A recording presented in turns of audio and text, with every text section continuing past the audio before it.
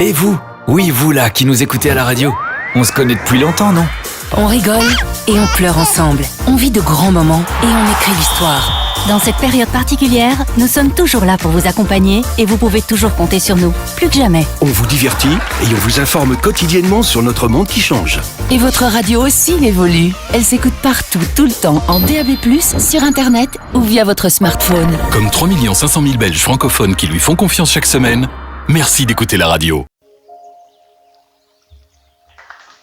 Bienvenue, frères et sœurs, à Radio Parole Vivante.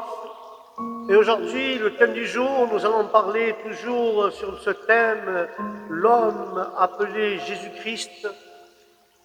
Et aujourd'hui, nous allons parler de ces pieds qui ont marché sur cette terre. Et nous allons continuer ce thème-là de l'homme appelé Jésus-Christ. Et là, nous allons voir ses pieds sur terre. Et dans sa vision, frères et sœurs, Isaïe prophétise avec admiration. Combien sont beaux sur les montagnes les pieds de celui qui apporte de bonnes nouvelles et qui annonce la paix, qui apporte des nouvelles de bonheur et qui annonce le salut. Cela est écrit dans le livre d'Isaïe 52:7, qui sont beaux les pieds de celui qui apporte la bonne nouvelle sur les montagnes de celui qui proclame la paix, et celui qui annonce la bonne nouvelle de celui qui proclame le salut et de celui qui dit à Sion, ton Dieu règne. Isaïe est en train de dire et de prophétiser, frères et sœurs, comme c'est beau de voir à celui qui traverse les collines et apporte une bonne nouvelle, des nouvelles de paix, des nouvelles du salut, et dit à Jérusalem, et dis-lui à la ville de Jérusalem, votre Dieu règne.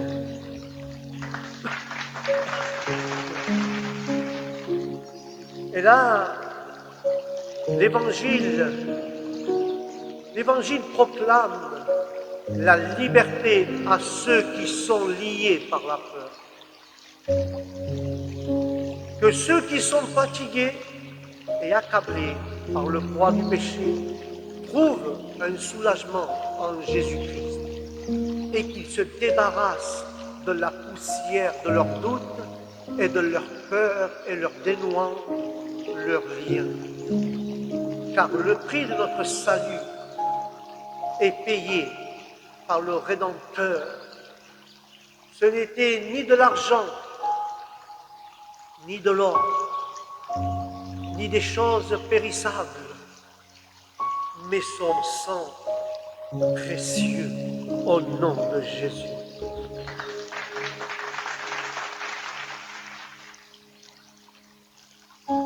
Et si nous considérons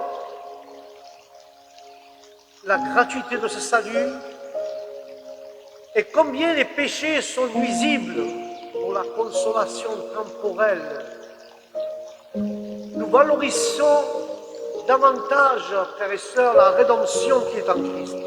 Nous devons lui donner la valeur qu'elle mérite. Cherchons-nous la victoire sur tous les péchés, en nous rappelant que la gloire de Dieu exige la sainteté chez tout disciple du Christ. Car la bonne nouvelle du Seigneur est que le Seigneur Jésus règne dans nos vies et dans nos cœurs au nom de Jésus. Et c'est là la bonne nouvelle. Car Christ lui-même a apporté cette nouvelle en premier lieu. Il lui a apporté à leurs ministres, ceux qui prêchent la parole, ceux qui proclament cette bonne nouvelle, en se gardant purs des souillures du monde, qui sont beaux aux yeux de ceux qui sont envoyés. Car les sentinelles de Sion pouvaient à peine discerner quoi que ce soit de la faveur de Dieu à travers l'épais nuage de leur affliction. Mais maintenant, chers frères et chères sœurs, que le nuage est dissipé, vous verrez clairement la cohérence exacte entre la prophétie et le fait de la promesse et de l'accomplissement, car les lieux désolés de Sion se réjouiront. Alors, tout le monde en bénéficiera, va en bénéficier. C'est que le Christ applique à notre salut. Amen et amen.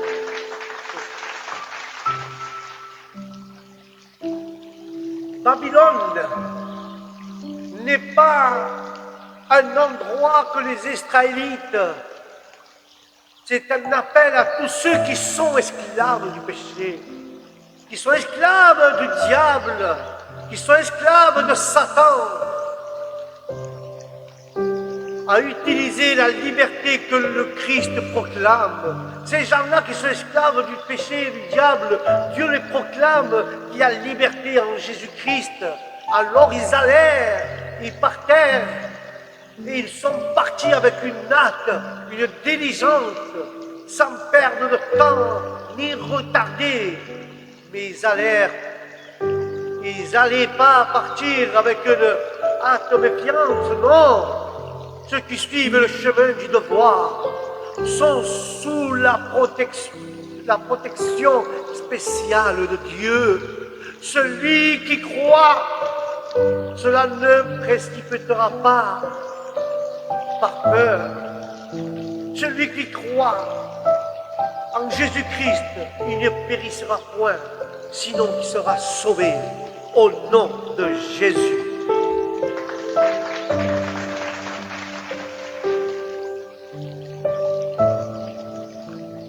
Et Romains 10-15 considère tous ceux qui seront envoyés sur les traces du Christ, ajoute combien sont beaux les pieds de ceux qui annoncent la paix et ceux qui annoncent des bonnes choses. Et Jésus leur dira, si quelqu'un me sert, qu'il me suive, et où je suis moi, là aussi sera mon serviteur. Car le livre de Romains 10-15 dit ainsi, et qui prêchera sans être envoyé? Ainsi il est écrit, comme il est beau de recevoir le message et le messager qui apporte la bonne nouvelle. Et comment parleront-ils de Jésus si Dieu ne les envoie pas? Comme on le dit, et comme le dit la Bible, comme il est beau de voir arriver ceux qui apportent la bonne nouvelle.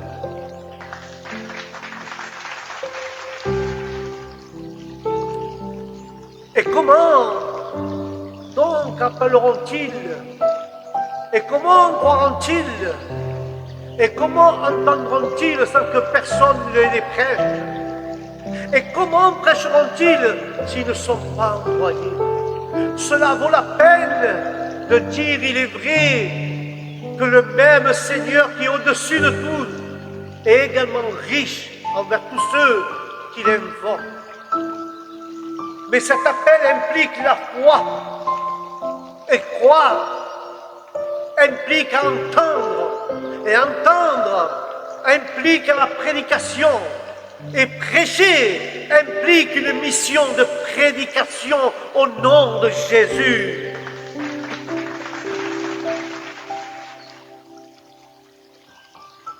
Pourquoi alors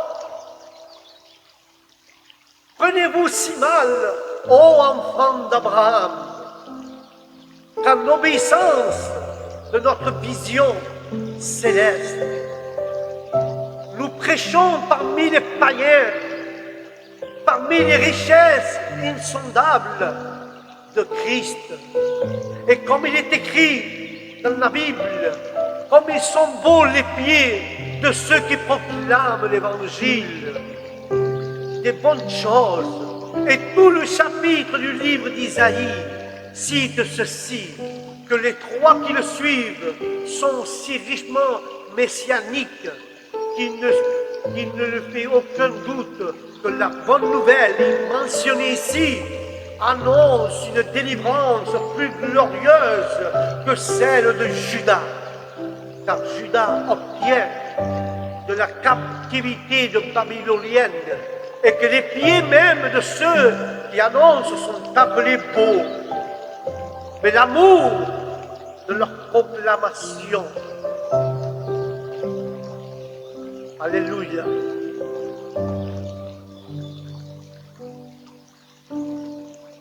il n'y a pas de Dieu pour les Juifs qui soit plus bon et un autre pour les païens qui soit moins bon, car le Seigneur est le Père de tous les hommes, car la promesse est la même pour tous et pour tous ceux qui invoquent le nom du Seigneur Jésus comme Fils de Dieu et comme Dieu manifesté en chair au nom de l'Éternel.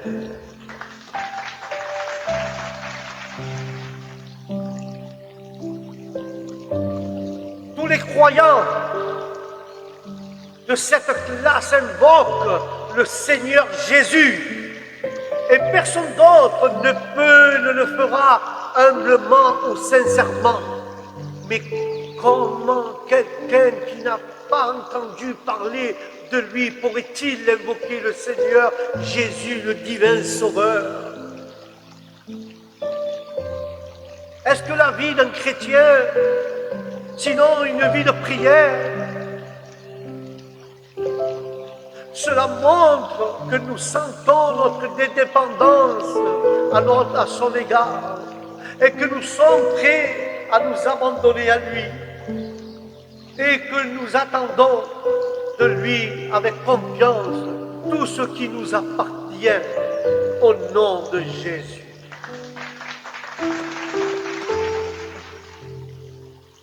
Il était nécessaire que l'Évangile soit prêché aux païens, aux non-juifs. Quelqu'un doit leur montrer ce qu'il faut croire. Quel accueil l'Évangile devrait recevoir parmi ceux qu'ils aient prêché, à ceux qui sont prêchés. Car l'Évangile est donné non seulement pour être connu, mais pour être cru, mais aussi pour être obéi. Ce n'est pas un système de notions, mais une règle de conduite. Le commencement, le développement et la puissance de la foi viennent de l'audition, mais seulement de l'audition de la parole, car la parole de Dieu va fortifier et fortifiera notre foi au nom de l'Éternel.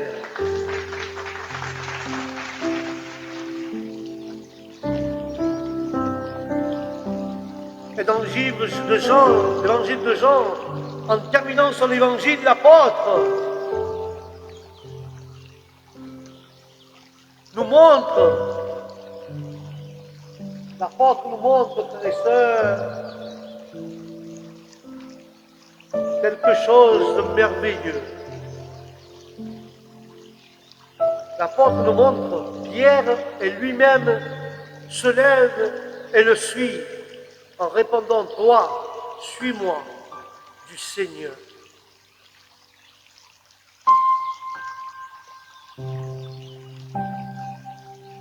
Et dans Jean 12, 26, la parole dira ainsi: celui qui veut me servir doit me suivre, et là où je suis, là aussi sera mon serviteur. Là où je serai, mon serviteur sera aussi. Celui qui me sert, mon Père l'honorera.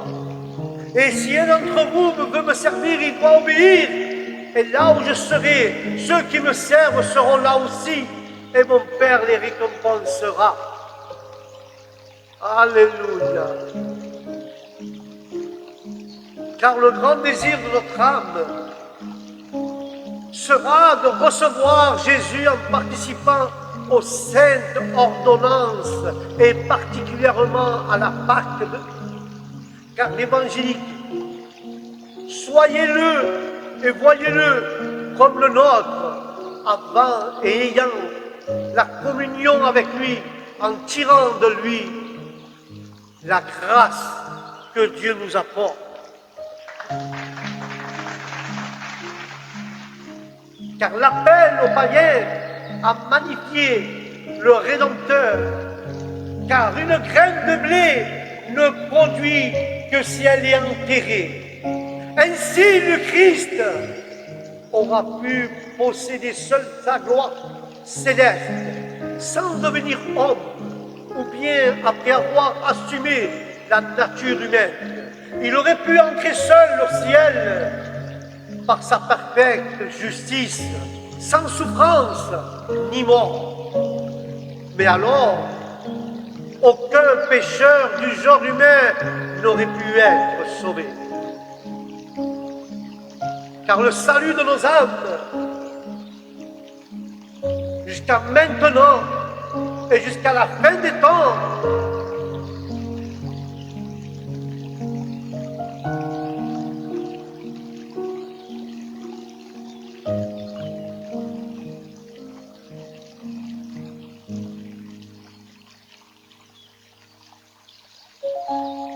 jusqu'à la fin des temps, il est dû à la mort de ce grain de blé. Cherchons si Christ est en nous, l'espérance de la gloire. Prions-le de nous rendre indifférents aux soucis insignifiants de cette vie, afin que nous puissions le servir et servir le Seigneur Jésus avec un esprit bien disposé et suivre son saint exemple au nom de Jésus.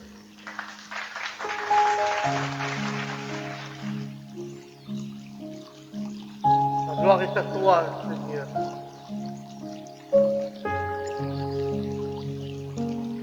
Dans le livre des Philippiens, Paul prendra le tableau en oubliant les choses qui sont derrière, et tendant avec les forces vers celles qui sont devant. Je cours droit au but, ayant ce sentiment, et dans les choses auxquelles nous sommes parvenus, marchons à la file, dans l'original, dans le même sentier, et portez vos regards sur ceux qui marchent ainsi.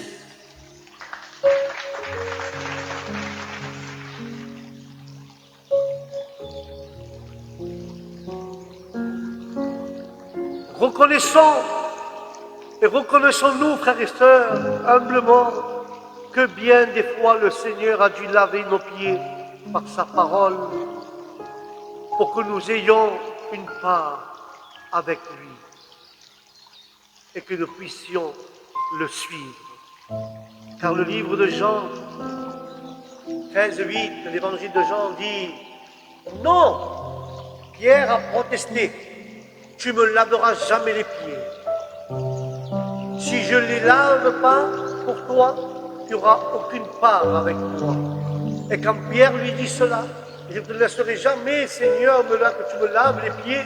Et Jésus lui répond: si je ne te les lave pas les pieds, tu ne pourras plus être mon disciple. Quelle grandeur sur cette phrase. Mais Pierre lui dit: tu me laveras jamais les pieds, Seigneur, avec plus d'intensité qu'avant. Tu me laveras plus jamais les pieds, pour dire ce serait une incognité à laquelle je ne me soumettrai jamais, je ne vais jamais me soumettre à cela. Comme Pierre, si je ne vous lave pas, vous n'aurez aucune part avec moi, dit le Seigneur. C'est pourquoi Pierre ne pouvait pas se soumettre, il ne voulait pas se soumettre. C'était son Seigneur.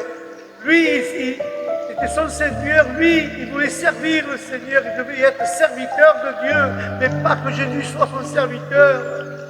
Mais toute l'œuvre salvatrice du Christ était une série de continuité de tels services.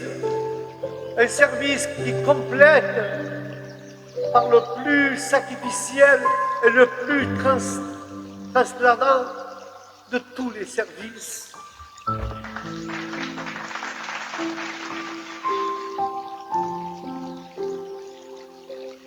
Car le Fils de l'homme n'est pas venu pour être servi, mais pour servir et donner sa vie en rançon pour beaucoup d'entre nous. Si Pierre ne pouvait pas alors consentir à ce que son Seigneur s'abaisse si bas pour lui et pour lui laver les pieds, comment se laisserait-il servir par lui dans une autre chambre? Ceci est présenté ici par la mort. C'est clair, laver qui peut appliquer à l'opération inférieure à laquelle Pierre a résisté. Et c'est le symbole familier dans les Écritures de cette purification supérieure que Pierre ne pensait pas à ce moment-là, que je vois qu'il avait rejeté. Frères et sœurs, il ne s'agit pas d'humilité, de refuser ce que le Seigneur daigne faire pour nous, ni de nier ce qu'il fait, mais plutôt l'audace, présomption, toute chose qui n'est pourtant pas rare dans ces cercles d'intimes professions religieuses, hautaines et spirituelles, traditionnelles, qui sont constatés partout, que le christianisme doit en jouir d'une possession longue et tranquille, car la véritable humilité est de recevoir avec révérence et de reconnaître avec gratitude le don de la grâce de notre Seigneur Jésus-Christ.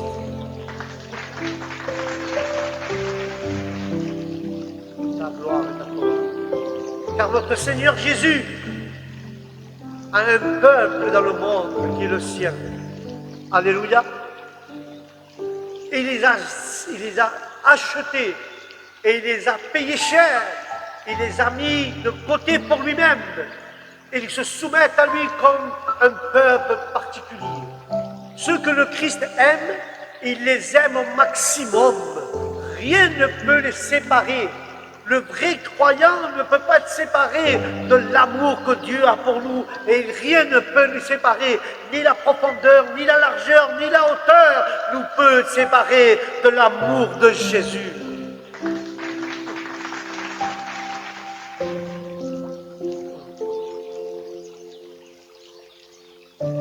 Nous ne savons pas quand notre heure viendra.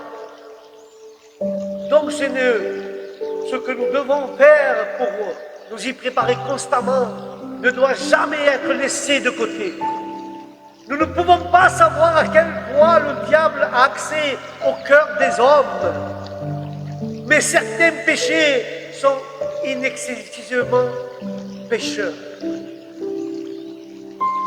S'il y a si peu de tentations de la part du monde et de la chair, qu'ils évitent qu'ils viennent directement de Satan. Car Jésus a lavé les pieds de ses disciples pour nous apprendre à penser que rien que nous nous abaisser, si nous pouvons promouvoir la gloire de Dieu et le bien de nos frères, nous devons y mettre, devoir et mettre de côté tout ce qui nous empêche de faire ce que nous devons faire, car le Christ a lavé nos pieds et ses disciples. Il a lavé aussi les pieds à ses disciples pour qu'il leur représente la valeur du lavage spirituel et de la purification de l'âme des contaminations du péché.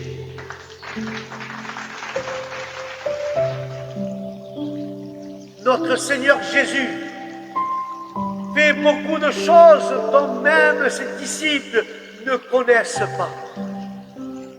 la signification à l'heure actuelle. Mais ils la connaîtront plus tard. En fin de compte, nous voyons ce qui est bon dans les événements et ce qui semble pire.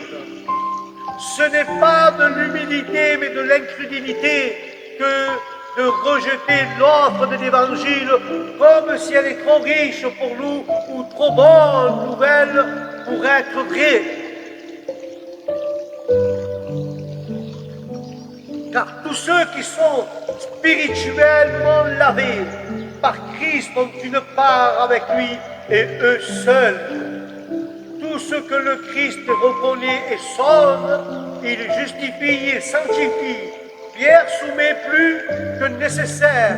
Prier pour être lavé par le Seigneur Jésus-Christ comme ils le servent par la grâce purificatrice du Seigneur Jésus et pour son plan d'effet même que la purification de notre Seigneur Jésus prenne effet et plein effet dans nos cœurs, même dans ses mains et dans sa tête. Ceux qui désirent vraiment être sanctifiés, désirent être complètement sanctifiés et que les hommes tout entiers de toutes ses parties et de toutes ses puissances soient purifiés au nom de Jésus de Nazareth.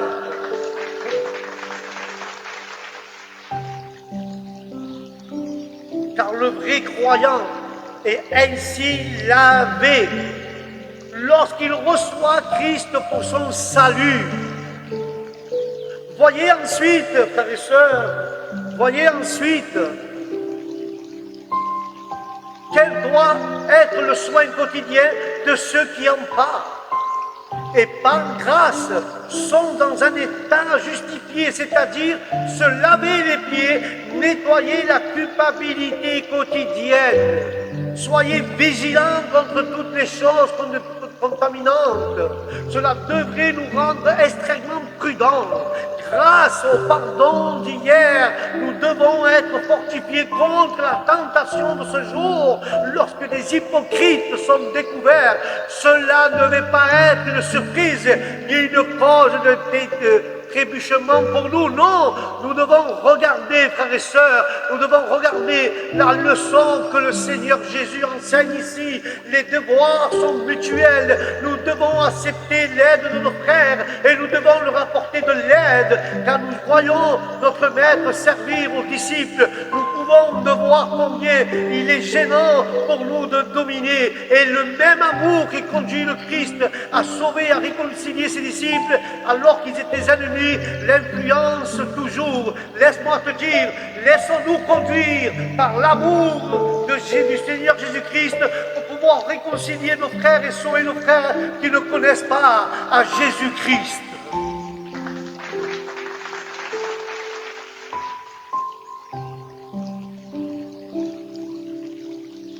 Et dans son effacement, Jean le baptiseur répète dans le livre des Actes 13-25, alors qu'il terminait son cours, Jean dit: « Pour qui pensez-vous que je suis?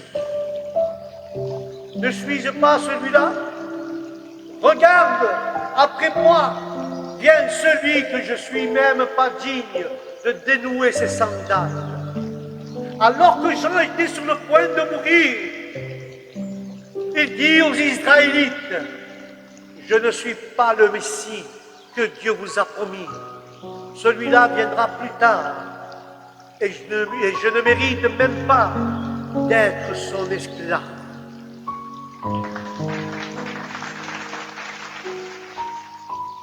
Lorsque nous rassemblons, pour adorer Dieu, nous devons le faire non seulement par la prière et louange, mais aussi par la lecture et l'écoute de la parole de Dieu. Il ne suffit pas simplement de lire les Écritures dans les assemblées publiques, ou dans les salles, ou dans les églises. Nous ne devons pas lire simplement les Écritures. Ils doivent être exposés et que les gens doivent être exhortés avec eux. Il s'agit d'aider les gens à faire le nécessaire pour bénéficier de la parole, pour pouvoir l'appliquer en eux-mêmes.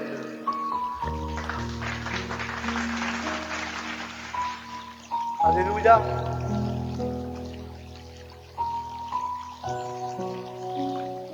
Dans cette prédication d'aujourd'hui, tout ce qui devrait être mieux pour convaincre,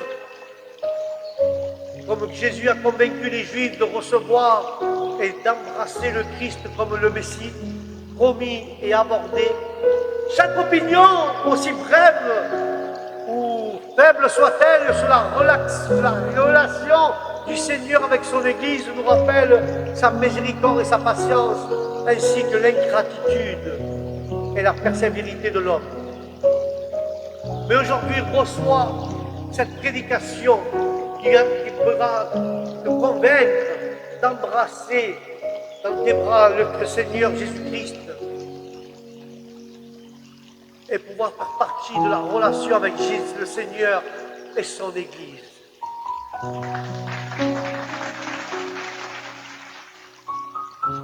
Alléluia. L'ingratitude et la persévérité de l'homme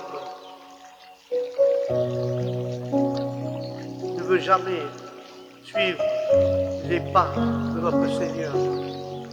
Et Paul va de David au fils de David et montre que Jésus est sa postérité promise. Le Sauveur qui fait pour eux, leur pire ennemi, ce que les juges avant ne pouvaient pas faire pour les sauver de leurs péchés.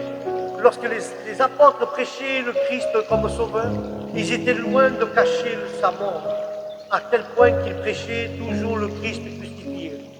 Notre séparation complète du péché est représentée par notre enterrement avec le Christ. Mais il est ressuscité des morts et n'a vu aucune corruption. C'était la grande vérité qu'il fallait prêcher, cela. Que Christ est mort et il a ressuscité entre les morts pour nous donner la vie éternelle. Et je vais conclure avec cela. Comme dans chaque évangile, il en vient un après moi, des pieds duquel je ne suis pas digne de délier ses sandales. Le lendemain, Jean le Baptiste, et le lendemain du baptême, en regardant Jésus qui marchait, il avait dit avec émotion, « Voici et voilà l'agneau de Dieu qui ôte le péché du monde. »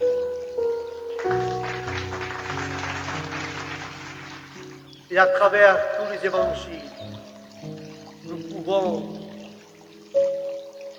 l'adorer. Et nous devons l'adorer, et nous devons l'adorer et avec eux.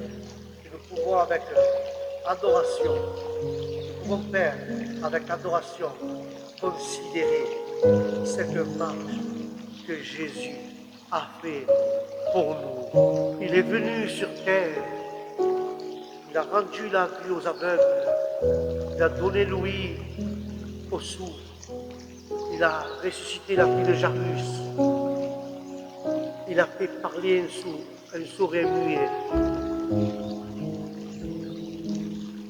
Le temps que Jésus était sur terre, frères et sœurs, il a fait de bonnes œuvres. Il est venu en aide à tous les gens qui avaient besoin. Et il nous laisse un exemple de faire le bien et de suivre ses pas. Si lui il a vaincu le monde, il nous aidera à le vaincre. Et nous devons suivre les marques de ses pieds qu'il a laissés pour nous, pour que nous prenions le même chemin. Et ainsi, nous et lui, nous y serons aussi pour toute l'éternité, au nom de Jésus. Voilà, frères et sœurs, c'était le thème du jour, l'homme appelé Jésus, et nous avons parlé de ses pieds quand il marchait sur terre. Et sur ce, je vous dis au prochain programme avec la volonté de Dieu, que la paix de Dieu vous accompagne partout où vous allez, que Dieu vous bénisse à vous et à toute votre famille, et je vous dis au prochain programme, Shalom.